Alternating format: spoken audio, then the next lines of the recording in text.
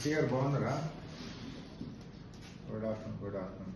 ఏం లేదా, ఈ నంగనూరుది కెనాల్లో వాటర్ పోతలేవు. ఆ లాంగ్ బూమర్ పెట్టమని చెప్తుంటే వాడు ఎంత సార్లు పెడతలేడు. కొద్దిగా తెప్పియాలి వెంటనే లాంగ్ బూమరు.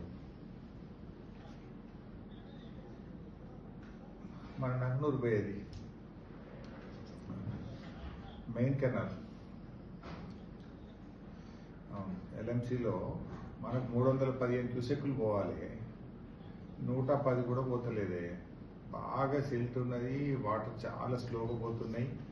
అది లాంగ్ ఉంటుంది కదా, పెద్ద ఇటాచి లాంగ్ బంపర్ బండి, అది పెడితే కానీ లాస్ట్ దాకా నీళ్లు పెట్టట్లేవే.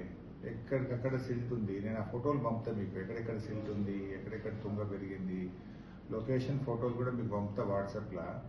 కొద్దిగా వాళ్ళకి చెప్పి, ఏజెన్సీకి చెప్పి ఆ సిల్ట్ అంతా తీపియింది, జర తుంగ గిట్ట తీపిచ్చి. ఎందుకంటే ఇప్పుడు ఇక ఎండలు ముదిరినాయి, బాగా ఎండలు ముదిరినాయి. ఇప్పుడు నీళ్ళు అందకపోతే పంటలు ఎండిపోయే ప్రమాదం ఉంటుంది.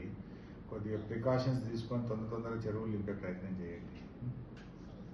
రైతులకు నష్టం కాకుండా చూసుకోండి. నేను మీకు ఆ ఫోటోలను పంపుతా. ఎల్ఎంసీ మొత్తం కూడా సిల్ట్ మొత్తం తీపిచ్చి జర నీళ్ళు అందరికి పోయేటట్టు చూడండి లాస్ట్ దాకా.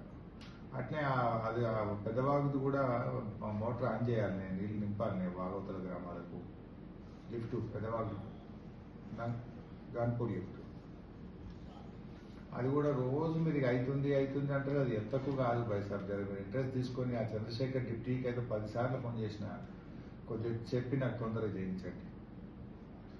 గన్పూర్ లిఫ్ట్ ఒకటి స్టార్ట్ కావాలి. ఆ లాంగ్ బంపర్ బండి పెట్టి ఆ మొత్తం సిల్ట్ అంతా తీపింది ఎల్ఎంసీలో.